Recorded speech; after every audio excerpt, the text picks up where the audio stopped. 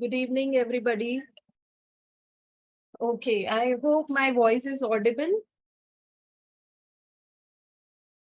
All right, so, okay, good evening, everyone. So, I welcome you all to Banking Gyan Kendra. Banking Gyan Kendra में आप सभी का स्वागत है. So, I hope everybody is doing good. सब लोगों का दिन काफी अच्छा बीता होगा. So, आज का जैसे कि स्क्रीन विजिबल है सभी को? Is the screen visible to everybody? Yes, ma'am. Okay, ठीक है, thank you. So, as you all can see, today's session is a special session on RBI monetary policy. ठीक है, ये बहुत ही कॉमन टॉपिक है, but it is very important for your examination. ठीक है, RBI की जो मॉनेटरी पॉलिसी है. ठीक है, सो आज हम इसके बारे में थोड़ा सा पढ़ेंगे. काफी लोग इसमें बहुत सारे पॉइंट्स को जानते होंगे क्योंकि काफी लोग बैंकिंग से ही हैं. सो ये जो इसमें टर्मिनोलॉजीज आएंगे ये आप डेली अपनी लाइफ में और डेली वर्किंग में आप यूज करते होंगे, बट स्टिल एक बार हम और उसको थ्योरेटिकल टर्म्स में रिवाइज कर लेंगे, right? So let us start with the session. अच्छा, अब इंट्रोडक्शन देख लेते हैं सबसे पहले. In India, monetary policy is the tool by which Reserve Bank of India controls. क्या क्या कंट्रोल करता है मॉनेटरी पॉलिसी के through RBI? Supply of money, availability of money, cost of money और रेट ऑफ इंटरेस्ट. ठीक है, ये सारी चीजें आरबीआई कंट्रोल करता है थ्रू मॉनेटरी पॉलिसी. ठीक है, अब मैं इन सबको जो ये चीजें लिखी हुई है इसको थोड़ा सा आसान भाषा में समझाऊंगी. पहले हम थोड़ा सा इसको रीड कर लेते हैं. RBI makes the monetary policy statements on bi-monthly basis. Monetary policy is referred to as either being an expansionary policy or a contractionary policy.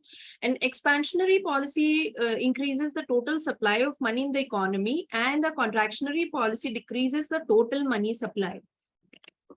Expansionary policy is traditionally used to combat unemployment in a recession by lowering interest rate, and contradictory policy is used vice versa. ठीक है, सो एक बार इसको मैं थोड़ा सा easy language में पहले एक इंट्रोडक्शन दे देती हूँ कि क्या होता है मॉनेटरी पॉलिसी. हम बेसिकली हम अक्सर सुनते हैं कि आरबीआई ने रेपो रेट को बढ़ा दिया है. आरबीआई ने repo rate just a second, just hold on for a second.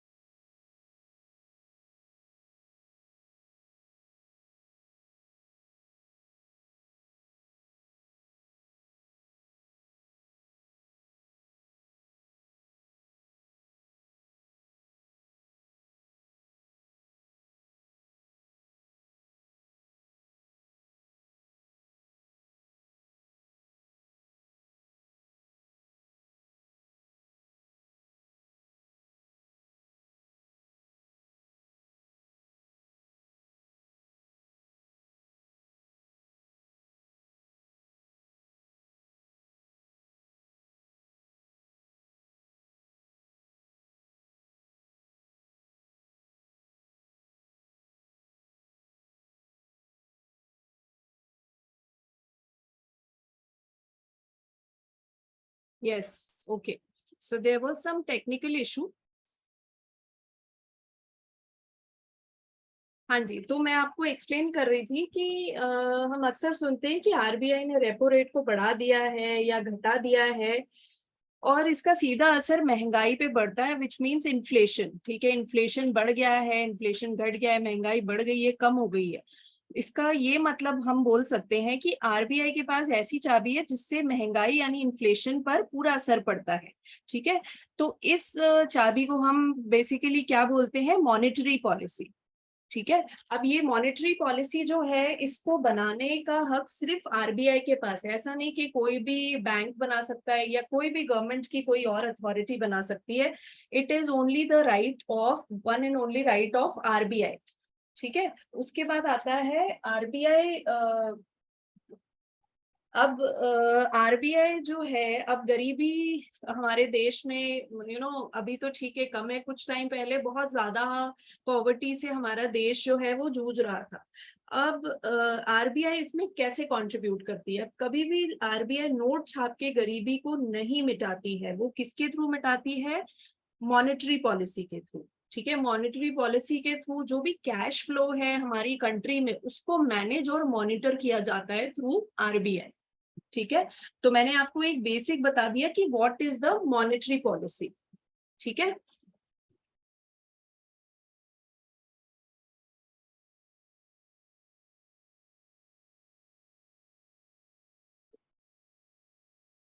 चलिए अब उसके बाद हमने देखा एक्सपेंशनरी पॉलिसी। इसको कोई एक्सप्लेन करना चाहेगा, what is expansionary policy? See the session should be very interactive. ऐसा नहीं होना चाहिए कि सिर्फ मैं एक्सप्लेन कर रही हूँ, क्योंकि ये बहुत ही बेसिक सी चीजें हैं जो आप सभी को पता होंगी। ठीक है, हम सिर्फ रिवाइज कर रहे हैं, तो ये जरूरी नहीं है कि सिर्फ मैं ही बोलूं। आप लोग प्लीज इसमें पार्टिसिपेट कीजिए, और जैसा भी आपको आता है एटलीस्ट आप चाहे पढ़ के ही पर उसको एक्सप्लेन करने की कोशिश कीजिए। इससे आप में कॉन्फिडेंस भी बिल्ड होगा और आपके कॉन्सेप्ट्स भी क्लियर होंगे। ठीक है, एक्सपेंशनरी और कॉन्ट्रैक्शनरी पॉलिसी क्या होता है, कौन बताएगा मुझे?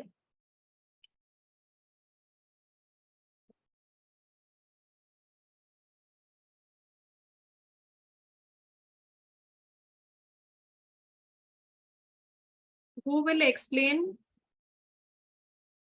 आप लोग खुद से पार्टिसिपेट करेंगे तो मुझे अच्छा लगेगा। आप लोग देख के भी बोल सकते हैं।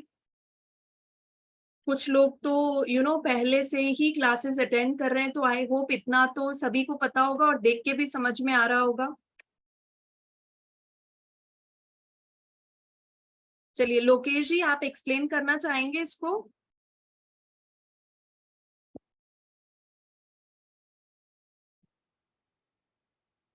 या कंचन जी, आप एक्सप्लेन करना चाहेंगे? हाँ जी, ओके, लोकेश जी कह रहे हैं नहीं एक्सप्लेन करना चाहेंगे। आई थिंक आज कोई पार्टिसिपेट करने के मूड से नहीं आया है, सब लोगों का काफी हेक्टिक डे रहा है। ठीक है, चलिए कोई इशू नहीं है। आप लोग नहीं पार्टिसिपेट करना चाहते हैं तो not an issue, but still मैं आप लोगों को यही बोलूंगी, आप लोग जितना आउटस्पोकन होंगे उतने ज्यादा जो आपका नेचर है रिजर्व नेचर नहीं रहेगा, और आप उतने ज्यादा आउटस्पोकन होगे, और ये आपके इंटरव्यूज में बहुत हेल्प करेगा। ठीक है, आप आपस में बात करना बहुत इजी होता है, बट जब आप किसी ऐसे क्लास में या फिर स्ट्रेंजर के सामने बात करते हैं तो उसके लिए बहुत गट्स चाहिए, राइट? सो देखिए, जैसा कि आप देख, हाँ जी, ये जो अर्थव्यवस्था से संबंधित है ना, जो आप मतलब अपनी जो आपूर्ति रहती है उसको बढ़ाने का काम, और मनी आपूर्ति को ये करती है ब्याज दरों को कम करके, मंदी के दौरान बेरोजगारी जो रहती है उससे अपने को निपटने के लिए सहयोग करती है। ऐसी कुछ एग्जैक्ट, है ना एमपीसी। बिल्कुल बिल्कुल बिल्कुल सही कहा। ये बेसिकली क्या होता है, एक्सपेंशनरी मॉनेटरी पॉलिसी क्या होती है, इसमें जो आरबीआई है वो क्या करते हैं, इसमें रेट ऑफ इंटरेस्ट कम कर देते हैं और मनी सप्लाई को ज्यादा कर देते हैं। अब ऑब्वियसली अगर रेट ऑफ इंटरेस्ट कम होगा आरबीआई का, तो बैंक्स उनसे ज्यादा लोन लेंगे और उसी कम ब्याज दर पे लोगों को उधार दे पाएंगे। तो इससे क्या होगा, मनी फ्लो बढ़ेगा, मार्केट में बहुत ज्यादा मनी फ्लो हो जाएगा, और इस तरीके से आपकी जो स्पेंडिंग कैपेसिटी होती है, स्पेंडिंग पावर होती है, जो चीज फॉर एग्जाम्पल मुझे, मैं एक मुझे कुछ चीज खरीदनी है, बट मैं अभी उसको अफोर्ड नहीं कर सकती हूँ। बट मुझे अगर वही चीज के लिए मैं सोचती हूँ बैंक से एक लोन ले लूँ, ठीक है, और बैंक से मुझे लोन बहुत ही कम ब्याज दर में मिल जाता है। फॉर एग्जाम्पल मुझे 1 लाख का लोन मिल जाता है मे बी 5% या 6% के रेट ऑफ इंटरेस्ट पे, जो कि मुझे 1 साल के बाद पे करना है, राइट। तो इससे क्या होगा, मेरे पास क्या हो गया, बैंक ने मुझे बहुत कम रेट ऑफ इंटरेस्ट पे मुझे पैसा दे दिया, ठीक है। तो इससे मैं भी सेटिस्फाई हो गई कि ठीक है, इसको 1 साल के बाद देना है और वो भी बहुत ही कम ब्याज दर पे देना है, तो तब तक तो मैं इसको इजीली रिफंड कर दूंगी, ठीक है। तो उसमें क्या हो गया, मेरे पॉकेट में 1 लाख रुपए आ गया। अब जो चीज मुझे खरीदनी थी वो मैं आसानी से जाके खरीद सकती, ठीक है। तो इस केस में क्या होता है कि जो रेट ऑफ इंटरेस्ट है वो कम कर दिया जाता है, ठीक है। जब भारत जो सरकार है, सो वो उसको जब लिक्विडिटी बढ़ानी होती है मार्केट में, तब रेट ऑफ इंटरेस्ट को कम कर दिया जाता है। और वहीं अगर बहुत ज्यादा लिक्विडिटी है मार्केट में, ठीक है, बहुत ज्यादा पैसा फ्लोट हो रहा है, तो उस केस में क्या करती है सरकार, वो देखती है कि ठीक है, बहुत ज्यादा लोगों की स्पेंडिंग पावर बढ़ गई है और बहुत ज्यादा पैसा है मार्केट में, ठीक है, तो लोग बहुत ज्यादा चीजें खरीदते जा रहे हैं, खरीदते जा रहे हैं, तो उससे क्या हो रहा है, महंगाई बढ़ती जा रही है, ठीक है। और क्योंकि जो दुकानदार होते हैं वो भी सोचते हैं कि ठीक है, अगर पैसा है लोगों के पास, तो क्यों ना हम अपनी जो इक्विपमेंट्स है, सारी चीजें हैं, उसके रेट क्यों ना बढ़ा दे, ठीक है। तो इस केस में क्या करती है आरबीआई की रेट ऑफ इंटरेस्ट, उसको क्या करती है, बढ़ा देती है। तो अब अगर आरबीआई रेट ऑफ इंटरेस्ट बढ़ा देगी तो बैंक्स को बहुत ही ज्यादा रेट ऑफ इंटरेस्ट में आरबीआई से पैसा मिलेगा, और उसी रेट ऑफ इंटरेस्ट या उससे और ज्यादा बढ़ा के वो नॉर्मल लोगों को देंगे।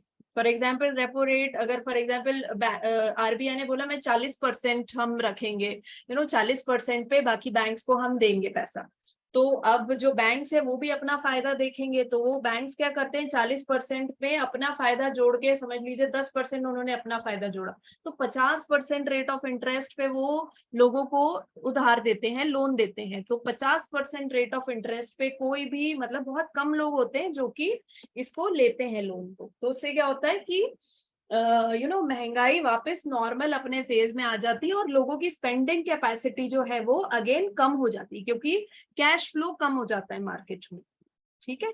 सो ये होता है बेसिकली मॉनेटरी पॉलिसी। अब इसमें आगे की टर्म्स देखते हैं, टूल्स क्या क्या है इसमें, ठीक है। सबसे पहले है जो बैंक रेट, फिर उसके बाद आता है मार्जिनल स्टैंडिंग फैसिलिटी, फिर कैश रिजर्व रेशो, फिर एसएलआर, फिर SDF, repo rate and reverse repo rate. अच्छा, आप सभी में से कोई है जो बैंक रेट एक्सप्लेन कर सकते हैं? बहुत इजी है, it is very easy. What is bank rate?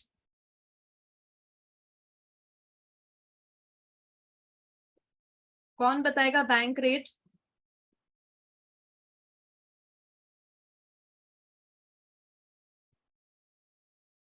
ठीक है, चलिए मैं ये बता देती हूँ। बैंक रेट बेसिकली वो रेट होता है जिसपे आरबीआई बैंक्स को अमाउंट देती है या लोन देती है या जो भी पैसा है वो देती है, ठीक है। तो उस रेट ऑफ इंटरेस्ट को क्या कहते हैं, बैंक रेट।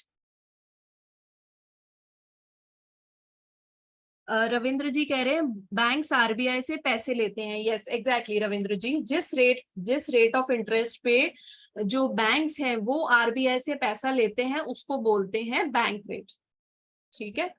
अब देख लेते हैं क्या लिखा है। Bank rate is also referred as the discount rate. It is the rate of interest at which RBI is ready to buy or rediscount bills of exchange or other commercial papers. No securities are pledged.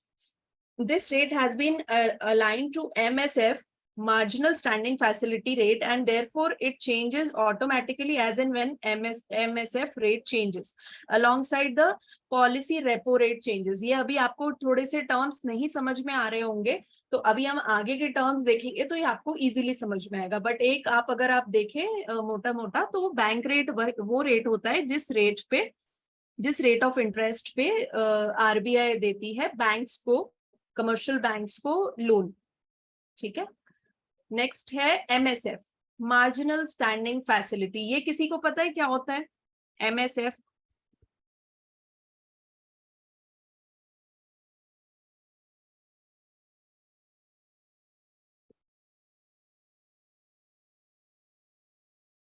देखिए अब क्या होता है कि कई बार, चलिए पहले read कर लेते हैं. It is a facility under which scheduled commercial banks can borrow additional amount of overnight money from the RBI by dipping into their SLR portfolio up to a limit. This provides a safety valve against unanticipated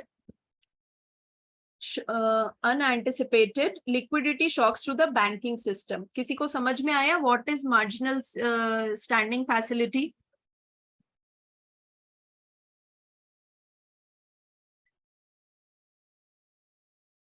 Bharat ji कह रहे हैं on which the bank gives loan to the customers on interest. नहीं, ये नहीं होता, इससे थोड़ा सा डिफरेंट है. अब क्या होता है, फॉर एग्जांपल किसी बैंक को बहुत ज्यादा अर्जेंट रिक्वायरमेंट है और उसको रातों रात आरबीआई से पैसे लेने की जरूरत पड़ रही है at a very short notice. ठीक है, ओवरनाइट ही उसको बहुत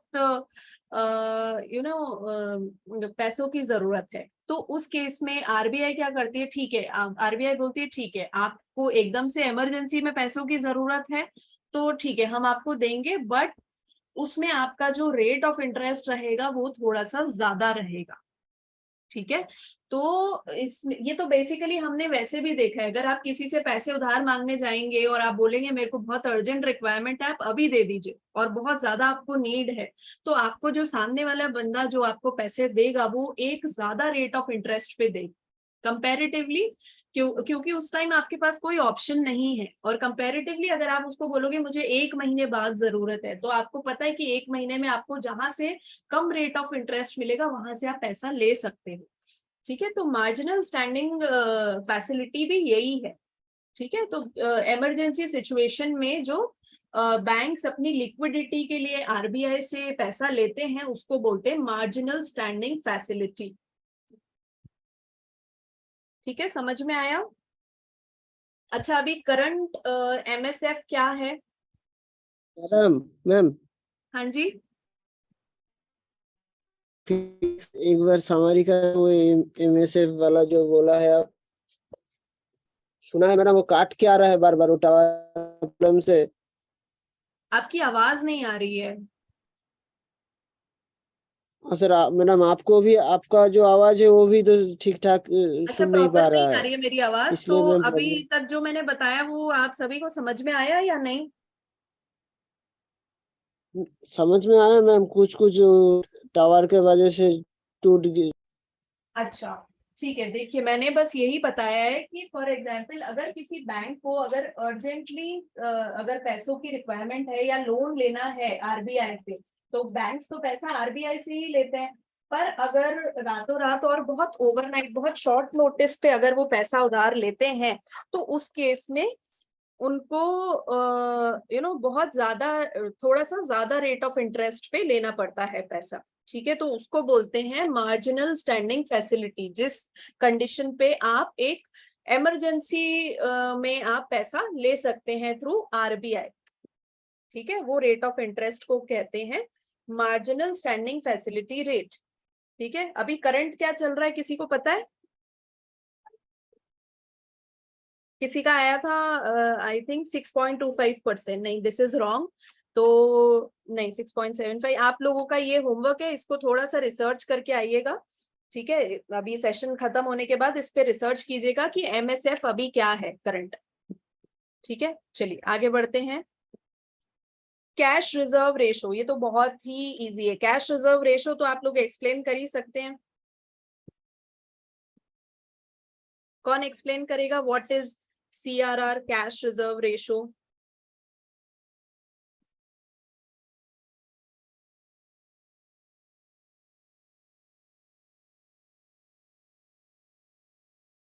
Who will explain cash reserve ratio? आप लोग बिल्कुल भी आंसर नहीं कर रहे हैं.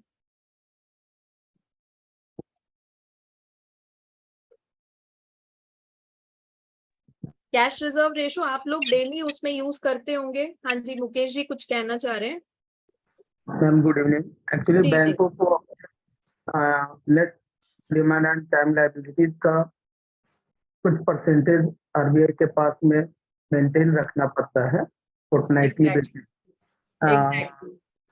अप्रॉक्स अभी शायद 4 पॉइंट समथिंग है. यस, बिल्कुल बिल्कुल सही एक्सप्लेन किया.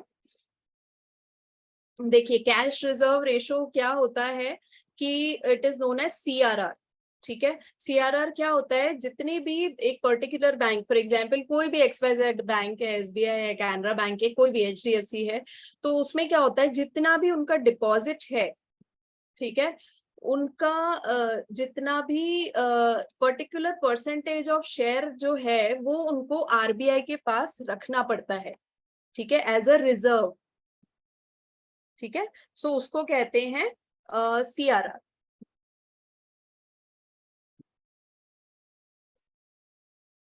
ठीक है, और इसको मेंटेन रखना जरूरी होता है, इसको सब बैंक्स की रिस्पॉन्सिबिलिटी होती है कि इसको मेंटेन रखना। अब इसको रीड कर लेते हैं। The cash reserve ratio refers to the average daily balance, that's average daily balance a bank is required to maintain with the RBI as a share of such percentage of its net demand and time liabilities on a fortnightly basis। मतलब ये किस पे depend करता है, net demand और उनकी bank की liabilities पे डिपेंड करता है कहीं ना कहीं CRR, और उस परसेंटेज को कैश रिजर्व रेशो कहते हैं। अभी कितना चल रहा है, किसी ने बताया 4.5%। दिस इज एब्सोल्युटली राइट, मतलब 4.5% को अभी कैश रिजर्व रेशो RBI के पास रखना जरूरी है। नेक्स्ट, अब ये स्टैट्यूटरी लिक्विडिटी, ये क्या होता है, SLR।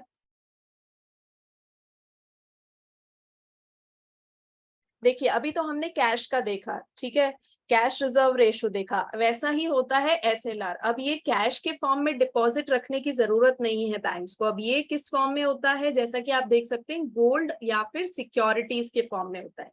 प्रॉपर लिक्विड नहीं होता है, बट ये सेमी लिक्विड होता है in the form of gold and securities. ठीक है, देख लेते हैं क्या लिखा है। SLR refers to all banks require maintaining in cash or in the form of gold or approved securities. Approved security means dated securities, government bonds and shares of different companies. This SLR ratio is determined as percentage of total demand and time liabilities. ठीक है, ये SLR क्या होता है, क्या समझ में आया आपको?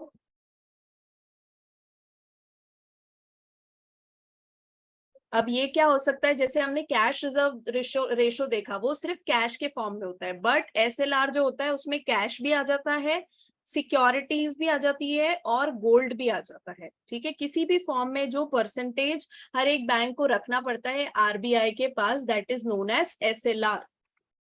ठीक है, चलिए, अच्छा करंट SLR क्या चल रहा है? 18%। Yes, very good. किसने आंसर किया? ओके, सलीम जी ने, वेरी नाइस। ठीक है, अब देखते हैं SDF क्या होता है। SDF क्या होता है,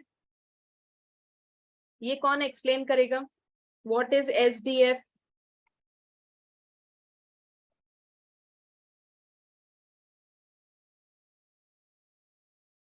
मुझे लगता है आप सभी लोग बहुत इंट्रोवर्ट हैं। इंट्रोवर्ट मतलब बहुत ही रिजर्व्ड हैं, क्योंकि चैट बॉक्स में हर कोई आंसर करता है, पर जहां मैं बोलती हूँ कि आप लोग एक्सप्लेन कीजिए तो बहुत ही गिने चुने लोग हैं जो कि एक्सप्लेन करते हैं। ऐसा नहीं है, ठीक, आपको थोड़ा सा आउटस्पोकन होना बहुत जरूरी है, सिर्फ ये सेशन के लिए नहीं, आपके करियर पॉइंट ऑफ व्यू या आपकी पर्सनल लाइफ में भी आपको थोड़ा सा आउटस्पोकन होना जरूरी है।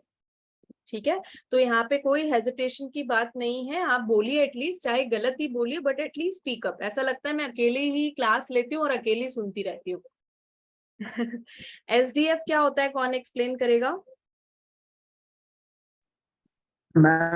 मार्केट में जब भी एक्सेस लिक्विडिटी हो जाती है यस, तो RBI उसको में जमा करवा लेती है, जिससे कि इन्फ्लेशन वगैरह मेंटेन रहे। Yes, exactly. SDF क्या होता है, बिल्कुल सही, बहुत ही बढ़िया एक्सप्लेन किया है आपने। SDF क्या होता है, जब एक्सेस कैश हो जाता है मार्केट में, इकोनॉमी में, तो SDF RBI की एक पॉलिसी होती है जिसमें कि वो लिक्विडिटी को वापस नॉर्मल फेज में ले आती है। जैसे कि किस तरीके से करती हैं वो? बताइए कैसे करते हैं वो।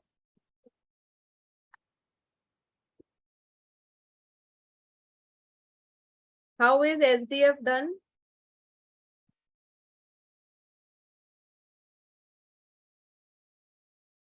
इसमें क्या होता है, SDF मतलब कोलैटरल फ्री होता है ये, ठीक है।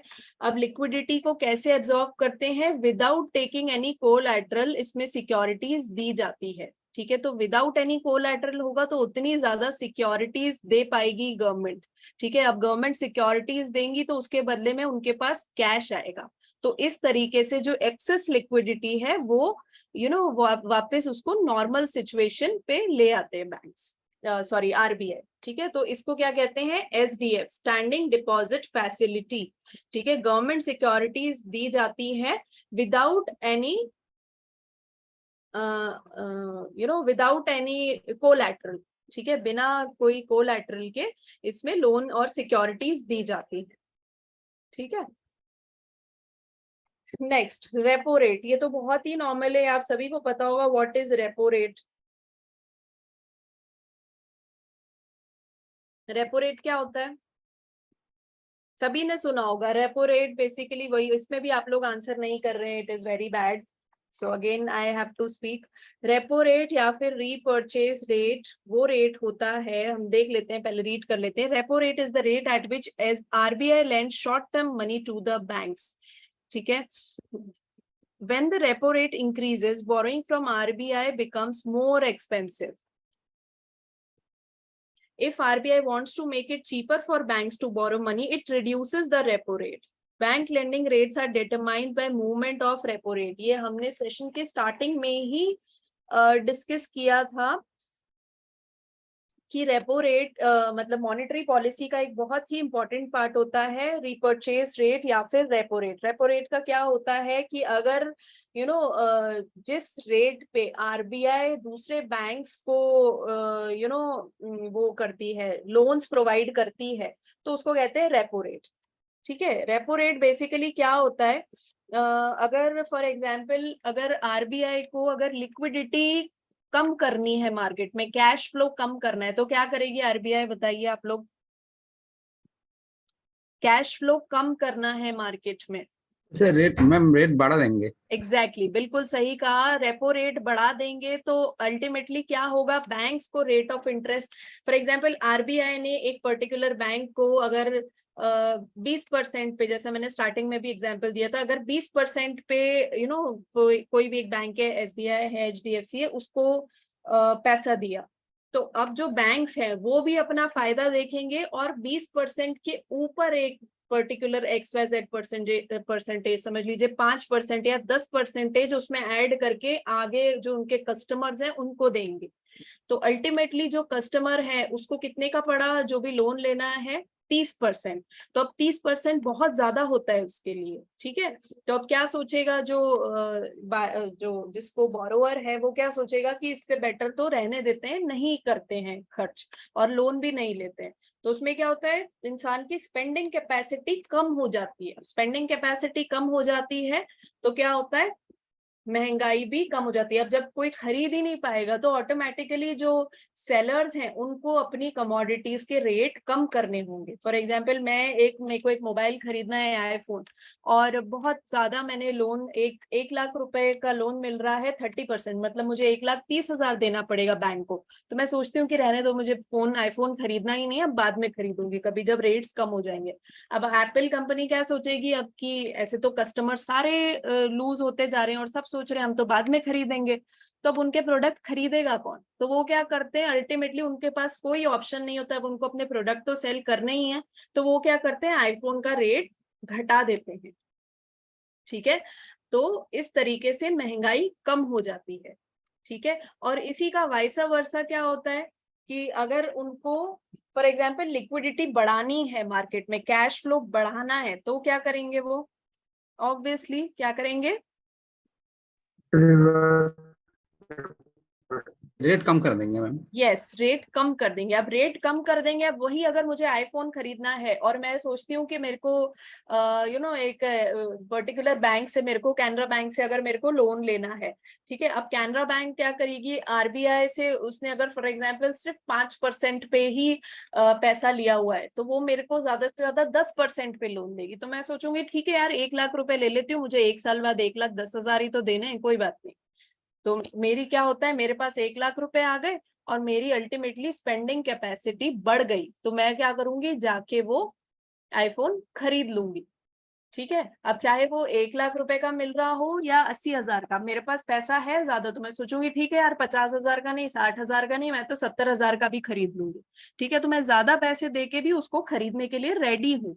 ठीक है। तो ऐसे केस में क्या होता है, फिर दुकानदार जो होते हैं, जो एप्पल कंपनी है, वो सोचे कि अच्छा ठीक है भाई, 50,000 नहीं, यहाँ पे तो लोगों की कैपेसिटी ज्यादा है, स्पेंडिंग कैपेसिटी।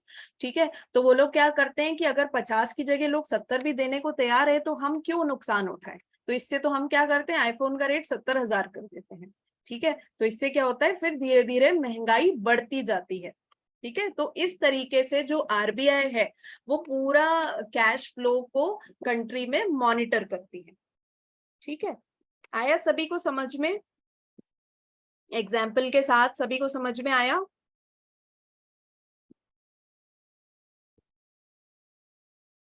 ओके, ठीक है। अब ऐसे ही रिवर्स रेपो रेट होता है। रिवर्स रेपो रेट बहुत ही मतलब रेपो रेट का उल्टा होता है। क्या होता है रिवर्स रेपो रेट, कौन बताएगा। मुकेश जी, आप एक्सप्लेन करना चाहेंगे what is reverse repo rate.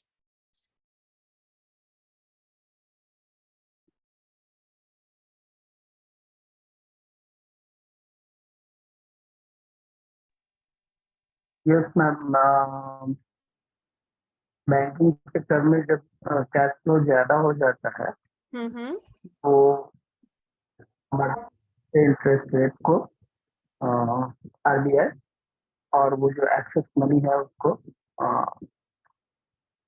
मतलब बोरो कर लेती है। बिल्कुल बिल्कुल सही एक्सप्लेन किया, बहुत बढ़िया। रिवर्स रेपो रेट वो रेट होता है जिससे कि, जैसे रेपो रेट से उल्टा होता है। रिवर्स रेपो मतलब आरबीआई बोरो करती है बैंक से। ठीक है। अब बैंक्स के पास ज्यादा पैसा है। ठीक है। तो अब बैंक्स क्या सोचते हैं कि ये पैसा हमारे पास तो रखा है, किसी काम का नहीं है, तो वो क्या बोलते हैं आरबीआई को कि हमारे पास एक्सेस कैश है, आप इसको ले सकते हैं। ठीक है। तो जिस रेट ऑफ इंटरेस्ट पे वो बैंक्स आरबीआई को देते हैं पैसा, उसको बोलते हैं रिवर्स रेपो रेट। ठीक है।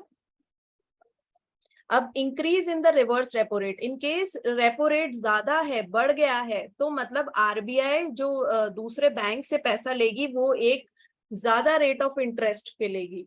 ठीक है। और वहीं अगर रेपो रेट कम हो, रिवर्स रेपो रेट कम हो गया है, तो RBI come rate of interest पे पैसा लेगी बैंक से। ठीक है। चलिए ये करंट रेट्स देख लेते हैं। अभी मैं आप सभी से पूछ रही थी, बट ठीक है, मेरे सामने ही है, so let us have a look.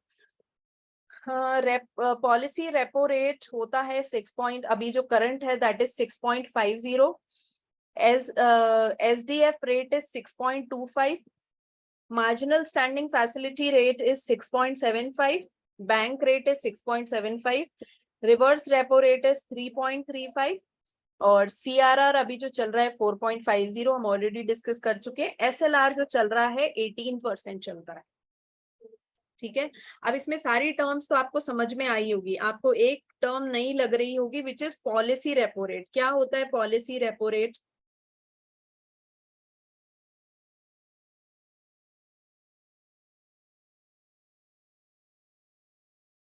Ma'am that is also same CRR. Yes, it is the same. ठीक है। रेपो रेट को ही कई बार पॉलिसी रेट कहा, पॉलिसी रेपो रेट कहा जाता है।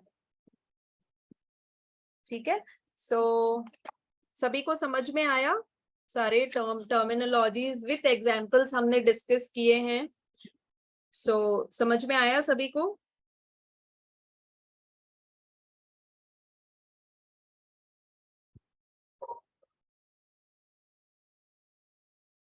ठीक है, चलिए आई थिंक कोई आंसर नहीं कर रहा है इसमें भी, तो इट इज अंडरस्टूड कि आप लोगों को या तो आया है समझ में या नहीं आया है। ठीक है, सलीम जी का आया है, यस मैम। मुकेश जी भी कह रहे हैं यस मैम। ठीक है, जो लोग आंसर कर रहे हैं, मुझे ऐसा लग रहा है सिर्फ 3 ही लोगों की क्लास आज 3 ही लोगों ने अटेंड किए, बाकी लोग तो आई थिंक वीडियो वो ऑन करके, क्लास ऑन करके और आई थिंक सो गए हैं या कहीं खाना वाना खा रहे हैं, I don't know, nobody is answering. So सभी को समझ में आया है session? At least you can revert in the chat box. आपको बोलने में थोड़ा वो लग रहा है तो एटलीस्ट चैट बॉक्स में रिवर्ट कीजिए। ठीक है, चलिए, ओके, चलिए, ग्रेट, सभी को समझ में आया, दैट इज वेरी नाइस। सो ये बेसिक टर्मिनोलॉजीज थी बैंकिंग की, ठीक है, विच वाज आरबीआई की जो मॉनेटरी पॉलिसी है उसको आज हमने डिस्कस किया है, कैसे लिक्विडिटी को बढ़ाया और घटाया जाता है इन द इकोनॉमी। ठीक है, सो इसी के साथ हम सेशन को वाइंड अप करते हैं with a very good quote given by Vijay sir. अक्सर अपनों की खुशी के चलते लोग ख्वाबों की खुदकुशी कर देते हैं। ठीक है, तो मतलब इसका यही मतलब है, आपको सेल्फिश नहीं होना चाहिए, आपको सबकी खुशी में शामिल होना चाहिए और ये भी देखना चाहिए कि सिर्फ आप खुश नहीं हैं, बाकी आपके आसपास के लोग, आपके दोस्त, रिश्तेदार, माँ बाप, सारे सभी लोग खुश हैं। ठीक है, तो इसी पॉजिटिविटी के साथ हम आज का सेशन यही वाइंड अप करते हैं। Thanks for attending the session, I hope this was very helpful for you. So keep learning, keep growing. Banking Gyan Kendra में हम फिर से मिलेंगे and thank you so much. Good night everyone. Thank you Sunil ji, it was a nice session. Thank you Sunil ji.